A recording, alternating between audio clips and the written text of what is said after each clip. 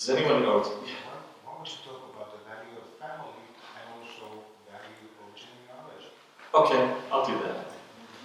The value of family and the value of genealogy. Family is extraordinarily important for Muslims. They don't have a view of eternal marriage or anything like that, but they do see the family as being crucially important. And they've been doing genealogy since before Islam. There are whole huge collections of books of genealogy, and they trace their origins back to Abraham, and before him to Adam. And the Arabs see themselves, just as the Bible sees them, as growing out of the seed of Abraham and so on, being the heirs of Abraham and of Ishmael. So that is very, very important to them. And even in traditional times, Arabic names were genealogies. Someone would be called Abu Yusuf, Muhammad, Ibn something or other, and that would say, father of Joseph, Muhammad, son of so-and-so. The term Ibn means son of. The term Bint means daughter of. And so these long names would often be, in effect, 4 or 5 generation genealogies. And then it might say Al-Baghdadi, the one from Baghdad, or Al-Damashqi, the one from Damascus, or Al-Qudsi, the one from Jerusalem, Al-Halabi, the one from Aleppo. So it would say something about them, or something about the profession, or the career, or the way that people made a living. I'm sure this is true in Swedish. I'm thinking in English of names like their family names. We don't even think about what they mean anymore, but there are lots and lots of people named farmer and carpenter and cooper, someone who makes a barrel, and what else do we have? Smith, somebody who once worked in a blacksmith shop, or Ford, somebody who probably ran a ferry on a river or something like that. Just Fisher. I mean, you know something about the history of the family just from the name, if you think about it. And quite often, Arabic names will have that element too. They'll have multiple generations, they'll have something about where they're from, something about what someone in the line did for a living. Might have been a wool's maker, or a tent maker, or a khayyam, a tent maker. Things like that. So, any questions? Yes? Yeah. Well, I have 2 questions. My first is, if you talk about jihad as a defensive movement of war, can anyone say that, okay, we're fighting jihad against these people? Or, is that up to anyone, or can it come from a specific person? That's a good question. I'll repeat it. The question is, when we talk about jihad as a defensive war, or any kind of war, really, who can declare a war, jihad? Typically, the so-called ulama, the religious learned class of Islam, have said, look, we have to do this because we know the law. You need to get our approval on this. Saddam Hussein, for example, the first Gulf War, wanted to have that declared a jihad. And the ulama, to their considerable credit, would not do it. Now, under Saddam, that was a very dangerous thing. They said, no, it does not fit. We can't do it. Now, on the other hand, there are movements like the Islamic State that have simply said, look, we declare it a jihad. Osama bin Laden and his people said, this is a jihad. Now, other people in the Islamic world said, no, it's not. It doesn't fit the rules. But because there is no single church, well, people can say what they want if they can persuade others to follow along with them. But there are rules for this. And actually, the law of Islam on jihad is fairly clear. There are contradictions, different views. But I think a lot of what's fought under the name of jihad today does not fit the criteria. It just doesn't. But again, I said this earlier in another context, if you get a good lawyer can make the law say almost anything he wants it to say, if he's clever enough. You can find precedents and principles that will allow what you want to do. So that's the danger with no central authority. I've said before, if there were a group of Mormons out there blowing things up or something in the name of Mormonism, the church would issue a statement within about 12 seconds saying, they're not Mormons, we cut them off, they have nothing to do with us. But there's no organization in Islam that has the capacity to do that. You can have Islamic leaders speak out, and many have, saying, this is not us, They have nothing to do with this. But it's not like it's an official organization. There's a hand right behind you. Yeah. What is the church position on Mohammed as a prophet? Oh, that's an interesting question. Thank you for asking. The question is, what is the church's position on Muhammad? Okay, I said already that there were some statements in the 19th century from Joseph Smith, starting with him, and also very clearly from George A. Smith and Parley Pratt in the 5th volume of the Journal of Discourses, in which they pay tribute to Muhammad as having received inspiration from God, which by the standards of the 19th century was really radical. I mean, there was nobody else saying that. The usual person who's pointed to in the West as being the first to really say something positive about Muhammad was, what's his name? Scott's intellectual, not Macaulay. My mind's suddenly gone blank. Anyway, he writes a book called Heroes and Hero Worship in History. And he has a chapter on Muhammad, which is very positive about Muhammad. But he publishes that. He's the great progressive intellectual in certainly the English-speaking world at that time. The first person to say something really positive about Muhammad, and he beats those Mormon apostles out on the American frontier by about 3 years. Now, they've probably never heard of him. So they're amazingly open at that time. Now, what has the church had to say since then? The most important statement is one that was issued in 1976 by President Kimball and his 2 counselors, which is, you can look it up online. It's a statement about the church's attitude toward other religions. And it pays tribute to, among others, Muhammad as having received a portion of God's light, by which he brought truths to his people. That, again, is a very positive statement. It's remarkable because you don't get that kind of thing from very many Christian churches. And you certainly don't get it from churches that tend to take a very conservative view of Scripture, as Latter-day Saints do. And so we're sort of surprising in that regard. The church has had positive things to say about Muhammad. It has published positive articles in the Ensign. I don't know if they've appeared in Leona. They're all some years ago. One by Howard W. Hunter, and a couple of others, at least 3 others that I can think of, that were amazingly positive. So the church has had positive things to say about Islam and about Muhammad. And I can tell you from personal conversations with most of the current leadership of the church, the 12 in the First Presidency, that they're very comfortable with that. I was invited, I'll just mention this briefly, I was invited a number of years ago when President Hinckley was still president of the church, so it's been a while. But I was invited with 2 others to come up and speak to some of the general authorities on Islam.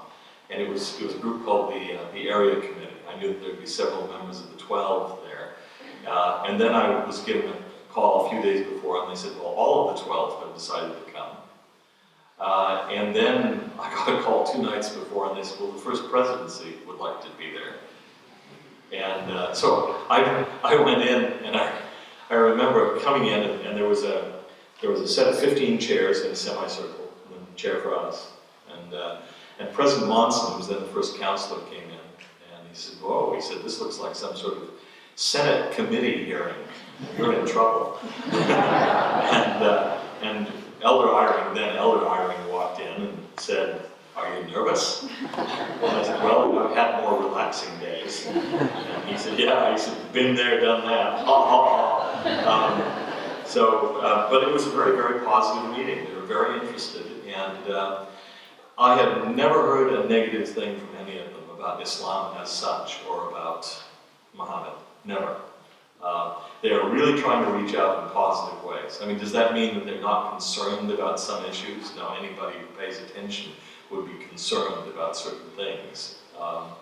But they want to send a message of friendship. It's really important to them to send a message of friendship to the Islamic world. In fact, I'll mention this, I was involved for many years with a project at BYU called the Islamic Translation Series. And when I first tried to start it, that was kind of the initiative of the Brethren. I mean, I had this specific idea, but I was talking with a member of the 70, and then talking with members of the 12, and then they asked me to do it, to launch this series, because they wanted to send a message of respect and friendship to the Islamic world. and they have supported that, backed that project for years. And I know when Elder Holland goes to the Middle East, he often carries a bunch of the books published by this series to give out to people as gifts and so on. This is very different. And let me say a couple of other things. Some stories that I'm fond of. You remember the tsunami, the huge wave that hit the Indian Ocean, what was it? I don't remember the year. 2004? Something like that. Well, the church was involved in a big way with aid there, particularly in Indonesia. And we showed up early. People asked, we asked the Indonesians, well, what do you need? And they said, well, unfortunately, what we need is body bags for the bodies. So the church grabbed as many thousand of those as they could get and shipped them off. But then they also said, the church said, we will be here for the long term. There will be other aid organizations that come in, but they'll probably leave. We won't. We'll stay here until we've done what needs to be done. Now, to the credit of the church, there were some organizations, I won't name them, but there were some organizations that came to Indonesia and said, look, we have food for you, but you must listen to our preaching first. The church never did that. The church brought in food and said, do you need it? Are you hungry? Here it is. But here's the one that really makes me proud. At the end, when the church had rebuilt some schools there, they outfitted them with computers for girls' schools and so on. They were probably a little bit better than they'd been before. The church then said, what do you need now? What else can we do for you?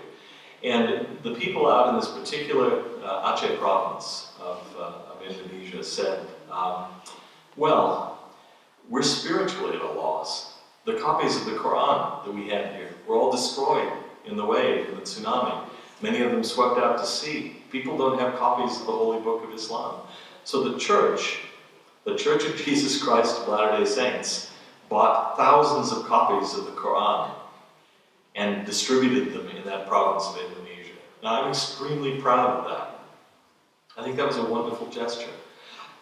Do we make a secret of the fact that we really like them to be Latter-day Saints? No. But we're not going to say, you must become Latter-day Saints or we won't help you. And that was a real token of respect to them, to say, we will give you copies of your holy book. If that's what you need, we'll give it to you. And so, I think that sends a very loud message right there. So, any other questions or objections? Or yes? About the Sunni and Shia conflict. Yes, that's important. That needs to be mentioned. The Sunni and Shia conflict. When the Prophet Muhammad died, he died after an illness of about 5 days in length. People didn't expect him to die. And it put the community into a real crisis, because Muhammad was Islam. He had been the founding prophet. Islam existed because of him. And so what were they going to do when he was gone?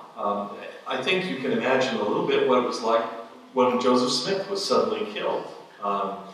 And there had been no Mormon church before. Suddenly, the man who called it into existence, the man who led it, the indispensable man, the man that they could not do without, was gone. Right? And even people like Brigham Young, for at least a few moments, didn't know what to do. You may have read the account of Brigham riding along and saying, but what happened to the keys? And then suddenly he realizes, and he slaps his leg and says, they're right here. Because Joseph had been trying to prepare them for this. He'd given them the keys. It's like the apostles in the New Testament. Jesus keeps telling them he's going to die. They don't really believe it. And when it happens, they're shocked. They can't imagine the world without him. Okay, so the Muslims lose Muhammad, and they're lost. And there's a really wonderful story, by the way. Muhammad's body is still unburied. He's lying in a house where he's just died. And there's a man by the name of Omar. Omar will become the second caliph, the second successor to Muhammad. But Omar is a fairly young man, and he's a passionate man. He has a temper, and he's kind of emotional. And he is out there trying to convince the Muslims that Muhammad is not really dead. He just seems to be dead. His spirit has ascended into the heavens, because there is the story that he had done that earlier, right? There's an older man by the name of Abu Bakr. Abu Bakr will become the first successor to Muhammad. He's older than Omar. He walks along, he watches Omar speak, and Omar is becoming more and more emotional, assuring people Muhammad is not really dead. He's not really dead. He cannot be dead. So Abu Bakr listens to this for a while, then walks into the house. He checks Muhammad and says, he's dead. You can tell, he's really dead. So he comes walking back out, and he puts his arm around Omar's shoulders. And he says, Omar, be still, calm down. And then he speaks to the audience, and this is the line that I love. He says to the audience, for those of you who worship Muhammad, Muhammad is dead. For those of you who worship God, God lives. That's a great line. Well, almost immediately a group of Muslims say, look, we've got to choose a successor, because by the time Muhammad is dead, the Muslims control almost the entire Arabian Peninsula. For the first time in the history of Arabia, there's a kind of state. It's always been Bedouin nomads up till then, no government. But Muhammad has now founded an Islamic state. Not the Islamic state, but an Islamic state. And so someone has to succeed him. And so almost everybody comes to Abu Bakr and offers him what's called the bay'ah. The bay'ah is a profession of allegiance. They shake his hand and pledge allegiance to him. He becomes the leader of the community, the first of the 4 Orthodox caliphs. And the Sunni Muslims believe that that is the proper line. That's the way it should happen. The Shiites believe that he was the wrong choice. There was another man by the name of Ali. Ali was much younger. Ali was the cousin and son-in-law of the Prophet Muhammad, and an early warrior in the wars that they had and so on, a heroic figure. They said, no, it should have been him. The succession, the leadership belongs to the family of the Prophet. It should go down the line of the Prophet. Now, does that sound familiar to you? It's like the break between the LDS and the RLDS, the reorganized church. And so this dispute already begins there. Initially, it's just an argument about politics, who should have succeeded. And so they come to be called the Shia Ali, the faction of Ali. Hence today the Shia, or the Shiites. And then the two communities somewhat split apart theologically over the years. But the main issue was who should succeed the Prophet. And so the Islamic world is divided today into the 2 main groups. The Sunnis, who are the majority, and the Shia, who are the minority. Probably about 10% of the world's population, Muslim population, are Shia. But in the heartland of Islam, between Egypt and Iran, it's almost 50-50. Iran is just about entirely Shia. Iraq is about 70% Shia. Southern Lebanon is Shia. Yemen has a large Shiite population. And of course the leadership of Syria is a Shiite majority, or minority there too. So, but the main dispute is over who should have succeeded the Prophet. And the major faction of the Shiites are what are called Ithna Ashariya, or 12 Shiites. And they believe that there are 12 imams. The 12th one disappears as a child. They're expecting him to return. Sort of a messianic idea. The Sunnis say it doesn't much matter who rules as long as someone does, and keeps order and enforces the law and avoids civil war. So that's the origin of the Sunni Shiite split. And some people ask me sometimes, well, which is more radical? That's impossible to answer. Both sides have moderates, both sides have radicals. Iran has been fairly radical, but ISIS, and Iran is Shiite, but ISIS is Sunni and hates the Shiites. So you can have radicals on both sides, but you also have moderates on both sides.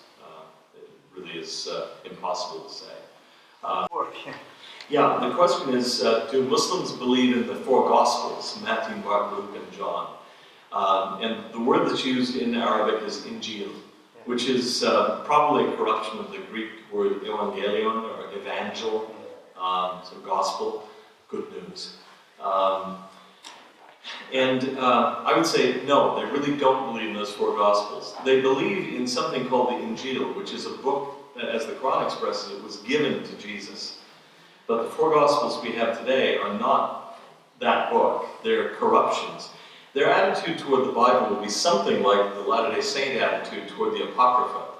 The Doctrine and Covenants records God's answer to Joseph Smith. Should I translate the Apocrypha? The answer he's given is there are some truths in it and some falsehoods mixed together. You don't need to translate it.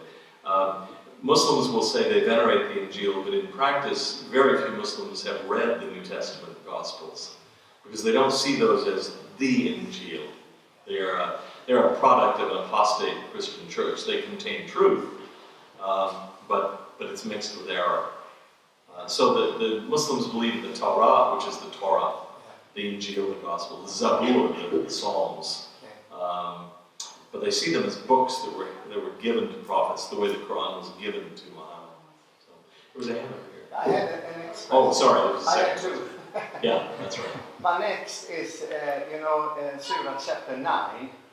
It talks about, I wonder when, where, not to kill, because it talks about paradise when yourself is dead and you're killing others as well on the same time. So I don't figure that out, if you could give me guidelines there. Yeah, this is a question about Surah 9, particularly the idea of killing and going to paradise. Yes. Yeah, I'm glad you raised this because it was something I did want to talk about. Obviously, it's on people's minds. There are a number of passages in the Quran that are cited, particularly by critics of Islam, to point to Islam as a very violent religion, because you can certainly select passages that say, kill the unbelievers wherever you find them, and so on and so forth. To me, context is everything. And what needs to be understood in these cases is these are revelations given to Muhammad, if you read the historical background of them, during a time when the Islamic community is at war. The Muslims have been driven out of Mecca into the city of Medina. And now they're at war with the people who've stolen their property and driven them out and have sought to kill them. So this is an order given in a time of war. And I don't think it's talking about all unbelievers. I think it's talking about those specific unbelievers living in Mecca who had done this to the Muslims. And the example I've given sometimes to an audience, I'm sorry it's an American example, but I think it'll make sense to you, is I've said, look, if you were to find a letter from Dwight Eisenhower in which he said, bomb Munich and Berlin and Stuttgart, destroy every factory, kill the Germans. It would be one thing if this is General Dwight Eisenhower in 1944 giving an order, because there's a war going on. Well, war is ugly, but that's what happens. You bomb factories and you attack cities and so on. It would be a very different thing if this were President Dwight Eisenhower in 1954, when the United States is at peace with Germany, and he suddenly issues an order, go kill Germans and blow up Stuttgart, Munich, and Berlin. Then you'd think, he's a criminal lunatic. He's insane. What's he doing? So if you understand that these commands to fight the infidels, the unbelievers, to ambush them, to fight them, that they're military commands given during a war that's already happening. That's different than seeing them as general rules for dealing with all non-Muslims. Now, ISIS and some of the radical groups see them as general rules for all time. I would argue they're not, and that they're misinterpreting them. That that's a misapplication of those rules. It would be like taking the commands to kill the Canaanites and saying, wow, all the world is Canaanites, Jews should always be killing all non-Jews. That would be insane. And so I think that's the way that needs to be understood. But I'm sort of amused by the fact that both the radical Muslim extremists and some of their critics interpret the Quran the same way. And I think they're wrong. So, and there was a hand over here. Yeah. You were talking about they don't have an organization and they don't have a leadership. But what about the fatwa? I understand that it's not just any Muslim can pronounce a fatwa. Right. Yeah, the question is about a fatwa. What is a fatwa? Well, often we tend to assume that a fatwa is a death sentence. The famous case is the novelist Salman Rushdie, who wrote a novel that made fun of the Prophet Muhammad and of his wives. And so the Ayatollah Khomeini issued a fatwa calling for his death, basically saying to any Muslim, you can kill Salman Rushdie for having written this novel. Now, I myself think it was a terrible novel, but I just prefer negative book reviews. If you had to kill every novelist who's written a bad book, there'd be a lot of novelists. But a fatwa is not a death sentence. Here's what a fatwa is. A person who is legally qualified, who's called a mufti, can issue a fatwa, which is an advisory legal opinion. Okay, now he had a lot of prestige because of who he was. But there are large numbers of muftis, and most of the questions they get are questions about, well, you know, my son is a drunk. Do I have to leave my money to him? And you go to a mufti and he gives you an advisory opinion based on Islamic law saying, no, you don't. If he's unworthy, if he will misuse the money, you don't have to, under the rules of Islam, leave your money to him. Or I have a question about property in a marriage. You go to a mufti. Or you're having an issue with someone in business. You go to the mufti and the mufti gives you an advisory opinion. That's all a fatwa is. It's not a death sentence. Usually it's on a very small issue, something to do with family property or marriage relations or something like that. And it doesn't have the force of law. It's just an advisory opinion. Now often people will go to the mufti and they'll say, we promise as part of our condition of going to you that we will abide by, we will follow whatever decision you make.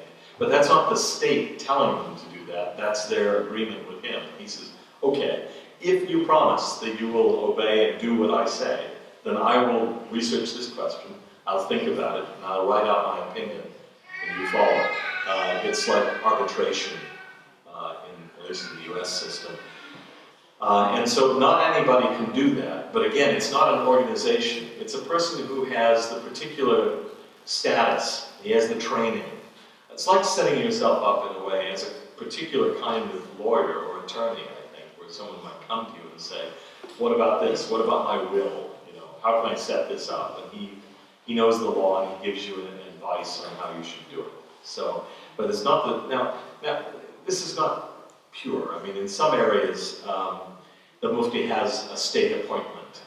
In some areas, he doesn't. I've met the Grand Mufti of Malaysia. He had a state position. I've met the Grand Mufti of Australia. He did not. It depends on the system that they're in. I'll tell you the story really quickly about the Grand Mufti of Malaysia. I didn't know who this man was. I was giving a lecture in Kuala Lumpur at an Institute for Islamic Studies there. And there was this man on the front row who was dressed in the outfit of a clergyman, and he looked really unhappy through my whole talk. And I thought, this is not going over well. He's not enjoying this. And then when I opened up for questions, he was the first one to ask a question. I thought, oh no, this is going to be terrible. Well, first of all, he spoke extraordinarily good English. And he turned out to be very, very friendly. And he also turned out to be the Grand Mufti of Malaysia. I was talking about the importance of Christian-Muslim dialogue, and he was all for it. Very friendly, very nice person. So I made a mental note, okay, don't judge people by appearance. You know this, and you keep doing it.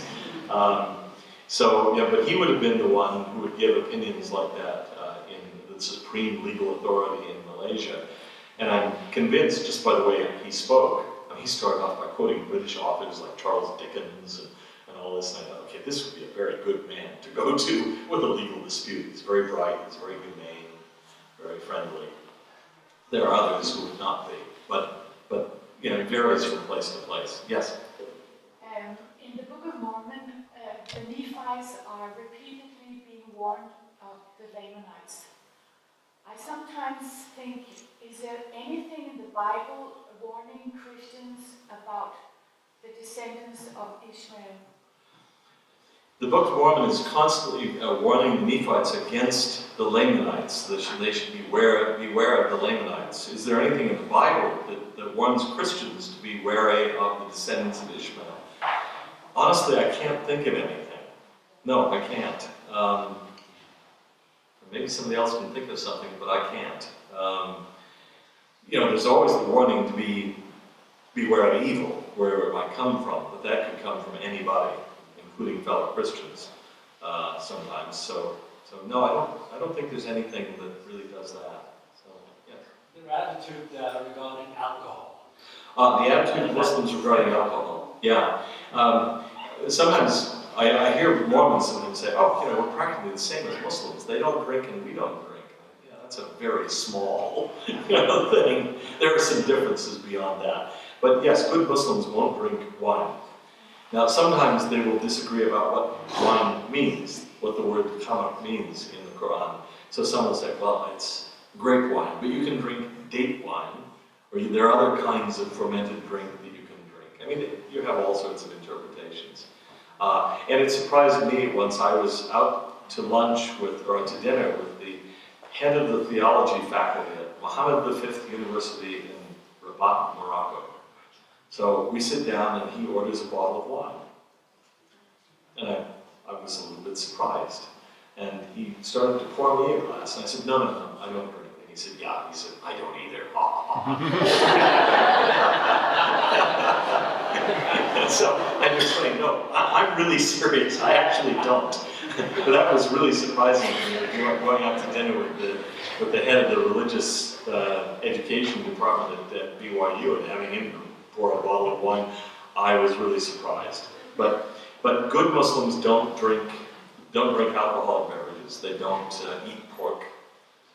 And so, there are many Muslims that obey those rules. There are also what I call Jack Muslims. Muslims who are Muslim in name, but they don't really obey the rules. But yes. I wonder what does the Quran says about how men should treat their wives. Now, what does the Quran say about how men should treat their wives? It has a fair amount to say about that topic. Women are given the right of inheritance, for example, in the Quran. This was probably revolutionary at the time of Muhammad, because women in pre-Islamic Arabia were treated like property. They could be inherited, passed around. So the Quran grants women the right to divorce. It gives them the right to inherit. Now, they're given a smaller inheritance than men. But there's a reason for that, actually, because under the Arabian system, the man was responsible with whatever money he had to support the wife. The wife was not under obligation to support the man. That was her money. So if she got a smaller amount, it makes a certain amount of sense. Some people have said to me that, the Quran even denies that women have souls. That's just nonsense. The Quran talks about mu'mineen wa mu'minat, believers and believeresses, if you will. I mean, they're treated equally in that regard. And will there be women in paradise? Yes. The Quran explicitly, many times, talks about male believers and female believers being in paradise. But there are some other areas that are a little bit difficult. There is one passage particularly where a man is told that he can strike his wife if she's not a good wife. Now, scholars and the lawyers have argued about this one for a long time. It's heating up again. Because what does it mean to strike the wife? Does it mean to hit her hard? No. Almost all the lawyers agree, no. You should never hit her hard. But then some say, well, is it even good to hit her at all? What does that mean? Well, that's an interesting point of discussion. But it is a problem passage in the Quran for a lot of modern people and modern Muslims. What does it mean to allow a man to hit his wife? Some say, well, you can strike her, but not enough that it would make any mark. Well, that's still not good. So there are areas of equality and some areas of inequality. Women are told to dress modestly, for example. They're not specifically told how to dress. It doesn't say that they have to cover their faces except for their eyes or anything like that. That's custom. That's grown up in the years since the Quran. So it's a mixed thing. On the other hand, does the Quran say that women can't drive as they can't drive in Saudi Arabia? No, it never says that. And so in some countries, women are allowed to do almost anything. In Egypt, many of the doctors are women. They can hold any office, hold any profession. On the other hand, in Afghanistan, under the Taliban, women can do essentially nothing. I mean, there are wide varieties of interpretation. I'll give you an example. Iran, at one point, denounced Afghanistan under the Taliban as being oppressive to women. Now that tells you how bad things were in Afghanistan, because Iran isn't normally thought of as a feminist utopia. But what happened was that the leadership of Iran basically said, look, anything that is not forbidden to women in the Quran and in the traditions is permitted to women. So that opens up a lot of things, because the Quran doesn't say a lot of things about what women can and can't do. The Taliban interpreted as saying anything the Quran and the traditions don't expressly allow to women, women are forbidden to do. Well, that meant there was almost nothing they could do, because the Quran says so little about that. So it really depends on, it's this fork in the road, you know. If you make the one wrong decision or a different decision, you go very different directions. And so, the Quran, the real danger to women, it seems to me, in the Islamic world is not so much from the Quran, it's from the so-called hadith, the traditions that grew up after the Quran, after the death of the Prophet Muhammad. Many, almost all of which claim to go back to Muhammad, but I actually think that most of them probably don't. It's what the community decided to do in the 3 centuries after the Prophet Muhammad. You see, go ahead. Yeah, why don't you tell us about how Muhammad treated everybody that was not Muslims? Yeah. There's a request that I tell some stories about how Muhammad treated people who are not Muslims. Again, it's a complex story. There's some rough stories, but by and large, his treatment of non-Muslims was very positive. Prophet Muhammad he lived in a minority Muslim Arabia. And so he made peace treaties with Jewish tribes, with Christians. They were given protected status and so on. He was not oppressive. He wasn't trying to exterminate them, which is what ISIS is trying to do now. My favorite story probably comes not from Muhammad, but from Omar. You know the story that I'm going to tell. I take tours sometimes to Israel, and I like to point out a spot in Jerusalem where something really, really important happened. When the Muslims conquered Jerusalem in the early 640s AD, the Caliph Omar, the man that I've already mentioned, came to Jerusalem. And while he was there taking a tour of the city, he was given a tour of the Church of the Holy Sepulchre. I don't know what you call it in Swedish. It's the traditional place of the burial and resurrection of Christ, al-Qiyamah in Arabic. And while he's in the church with the patriarch, the Christian patriarch of the city, Sophronius, the Muslim call to prayer sounds, 5 times a day.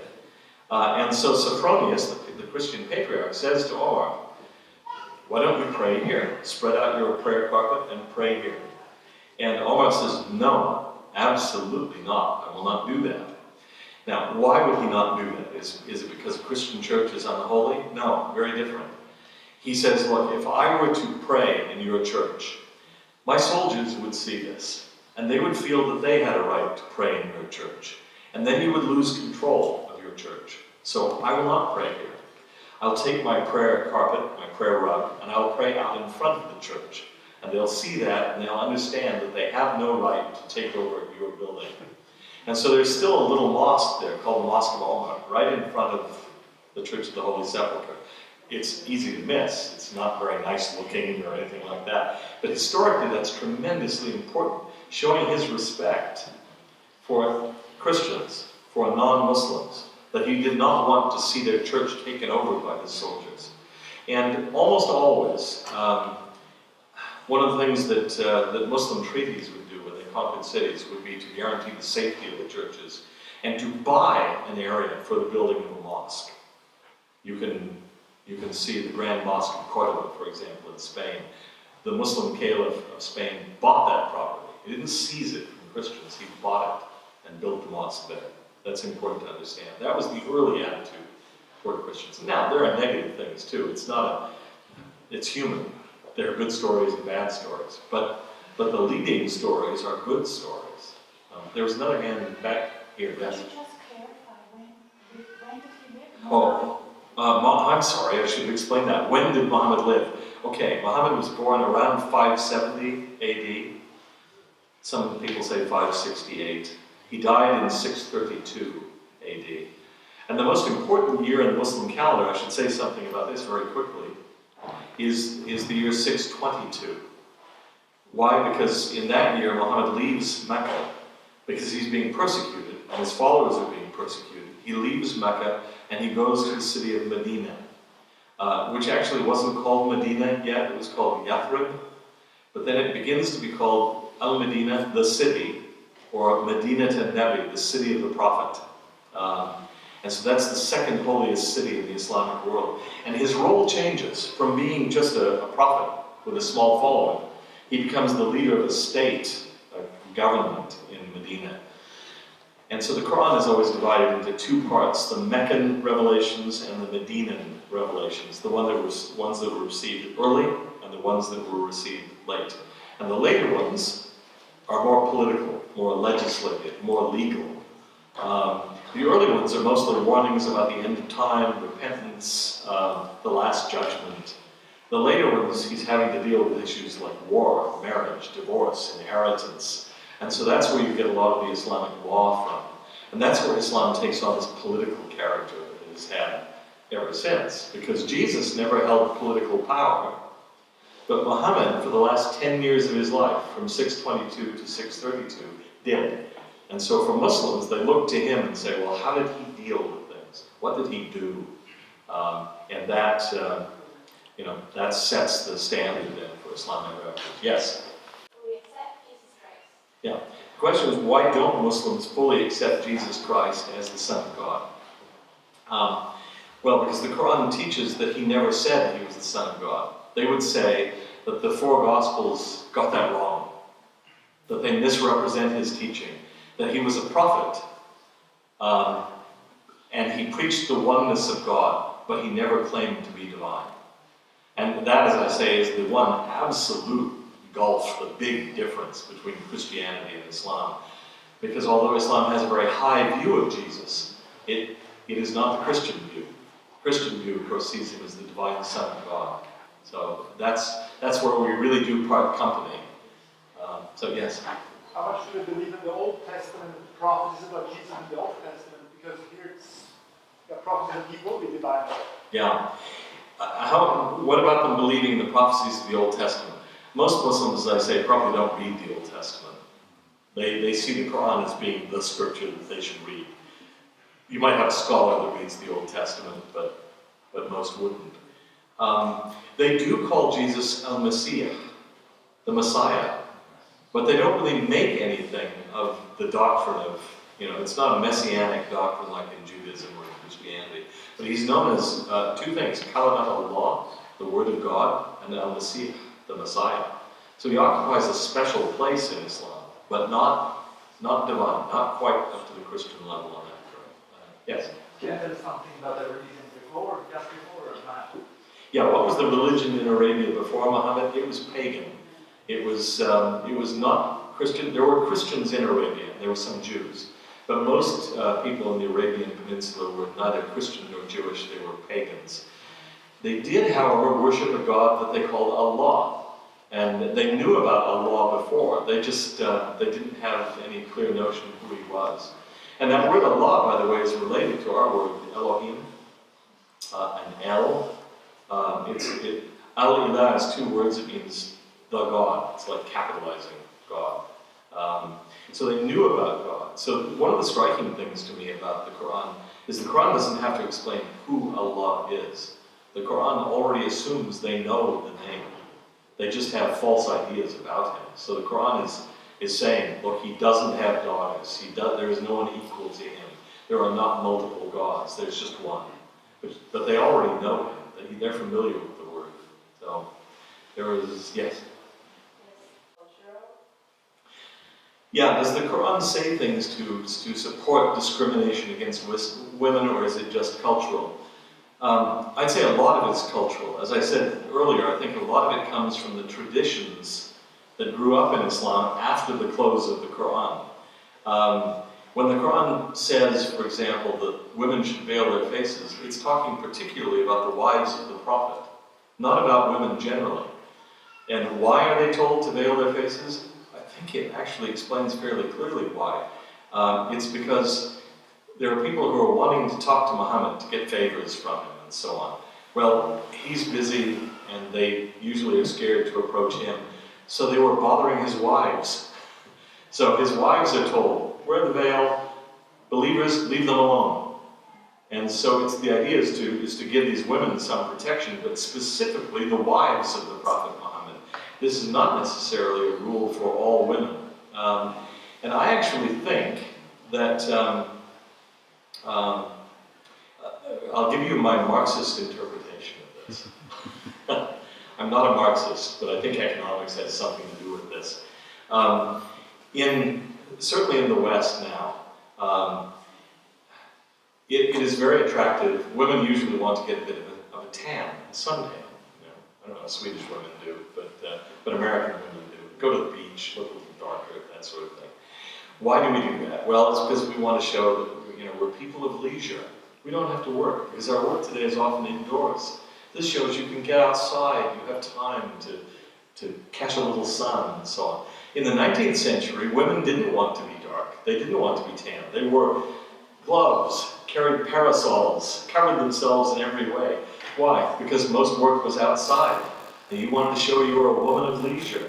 You didn't have to work out in the fields. You could afford to stay inside and not be suntanned all the time. The same thing was true, I think, for the veil. It's impossible to work in the fields wearing a veil, wearing all this garb and so on. So initially, veiling wasn't even a Muslim practice. It was the Byzantine Christians who veiled upper-class women. Those women wore veils and head coverings and all this sort of thing to show that they were women of leisure. It caught on in the Islamic countries from the Byzantines, but it caught on mostly among the upper class at first to show we don't work with our hands, we don't work out in the fields, that sort of thing. And then it becomes a general religious requirement, but I don't think it goes back to Muhammad at all. Now, there are some other rules that make differences between men and women, but by and large, women and men are treated more or less equally in the Quran. There are some distinctions, but I think a lot of the worst comes from the traditions that grow up later. And then another thing is that the men were the ones interpreting the law. I hate to say this about my own sex, but you see the Quran giving clear rights of inheritance to women, and then the law actually begins moving away from that. Centuries after the Prophet Muhammad, they gradually eliminate the women's right to inherit, to control their own property, and so on. And this, I think, is simply what's happened so often before in human history, that men have worked against women using whatever tools they can use. So I see more hands than I have minutes, so I have to be careful here. Yes? How is the church established or treated in the Muslim countries? How is the church established or treated in the Muslim countries? We have some very good relations in the Muslim world. It varies from place to place. I know we have very good relations, for example, starting way off in Indonesia with the government there. I spent a day with an area authority 70 who was there in Indonesia, in Jakarta, by the name of Subandrio. He only has one name, by the way, Subandrio. It drives the American immigration authorities mad whenever he comes because they want to know his first name. He doesn't have one. It's Subandrio. So he invented one finally to make them happy. But I went with him from government office to government office. He had access to cabinet ministers, officials at the highest level, because they were so impressed by the church's assistance during the tsunami crisis that we had very good relationships there. We entertained at BYU the man who a few months later became the president of Indonesia, Abdurrahman Wahid. That was a great experience. I could tell you more about that, but I don't have the time. But we have service couples, service representatives working in various areas, including northern Iraq today, doing humanitarian service there, in Syria. We have branches in Jordan and Lebanon, led by Arabs, by the way. There's one family in Beirut, for example, that converted in the United States, then went back to Lebanon, where they were from. And they've become the strength of the church, not only in Lebanon, but in other areas. Really remarkable people. We have branches in Cairo, and there's a Saudi Peninsula stake. So we have church representation there, and we're thought of highly in some areas. I can tell you stories about that. You don't think that they know about us, but they do. And in some places, they have really positive attitudes toward the church. I have a friend who went over there years ago. He's been practicing law in the Middle East for years now. But when he was first there, he was doing research, wanting to do research in the Saudi legal archives, and he couldn't get in. Finally, he got an invitation out of the blue from the Saudi Minister of Justice, who wanted to talk to him. And he said, "Now, you want to do research in our legal archives?" And he said, "Yes, I do." And he said, "Are you a Mormon?" He said, "Yes, I am." "Why?" He said, "Well, that's all I need to know. Here, I'll sign it." Because he was a Mormon and he had a good attitude toward Mormons, he had had good experiences with them. That was all he needed to know. So we have representation there. We have service missionaries there. We've had legal status in Lebanon, or excuse me, in Jordan for quite some time. We have a Palestinian branch in just outside of Jerusalem in Bethlehem. So, and there are a number of Muslim converts. The Book of Mormon is being retranslated into Arabic. It hasn't yet been published in the new edition. The first edition, we had to hire a non-Mormon to do it. The second edition, this is a mark of how it's changed, is being done by a native speaker of Arabic, a returned missionary, former branch president, who's a professional linguist. So we didn't have that before, but now we do. So, yeah. I want to bring us back to the current situation here in Europe. This may be impossible to answer, but seeing the flood of refugees coming in,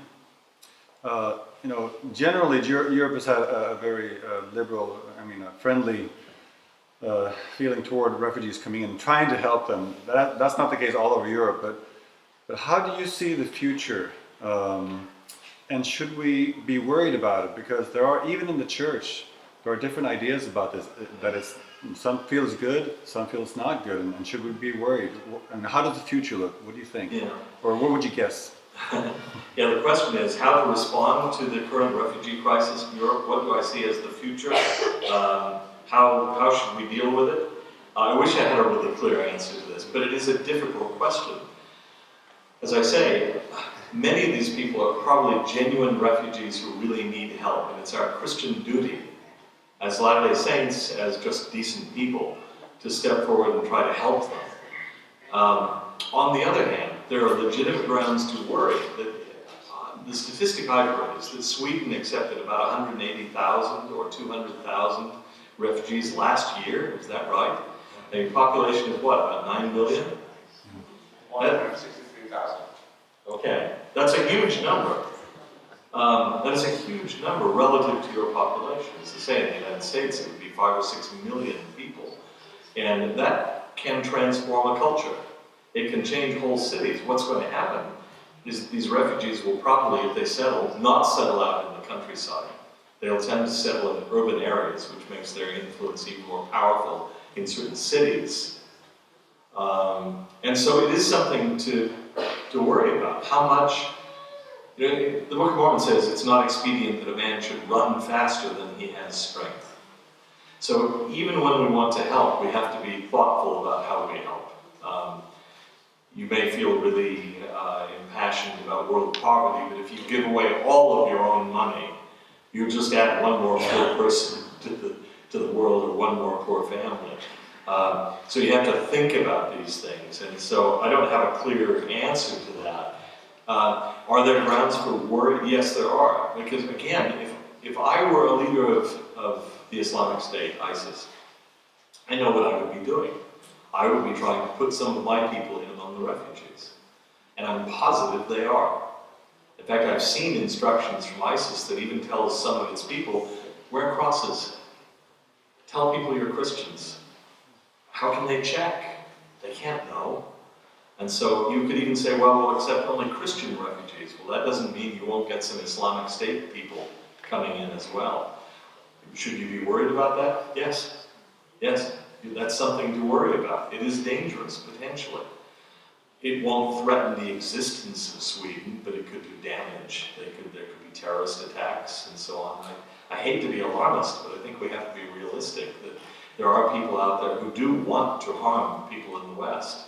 And this is a wonderful way to smuggle people in among refugees or they get lost in the numbers.